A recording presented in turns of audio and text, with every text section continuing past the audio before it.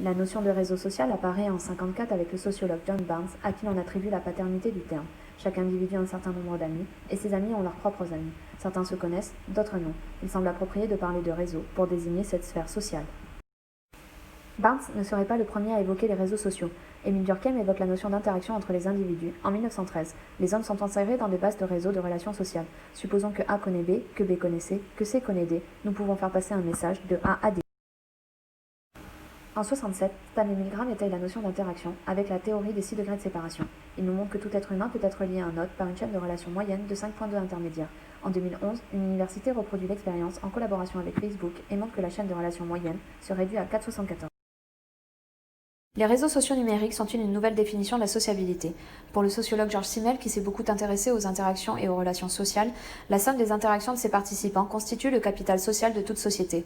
Le lien social désigne ce qui permet aux hommes de tenir ensemble et de vivre en société. Aujourd'hui, les réseaux d'appartenance institutionnelle s'affaiblissent à cause de la montée des réseaux à liens faibles. Les réseaux sociaux numériques rassemblent et génèrent des actions collectives aux engagements éphémères, comme avec le mouvement des Gilets jaunes, qui relève de connective action et non d'action collective. La force de ce mouvement social est d'avoir trouvé un symbole d'identification commun et vecteur de visibilité sociale.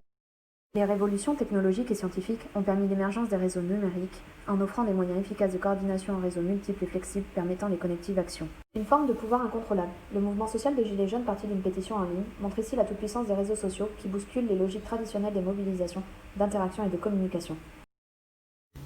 La grève a conquis en quelques semaines les 5 continents. Même si le gouvernement ne nous écoute pas, le peuple nous entend et les politiques finiront par céder, affirme Marie. Greta Thunberg a été reçue par l'Elysée. Faute de pouvoir diffuser la rentrez-vous sur Facebook Live, les jeunes Français n'y sont pas allés. En conclusion, les réseaux sociaux sont en phase avec les évolutions sociales où l'on a le besoin constant de partager avec d'autres pour être reconnu socialement.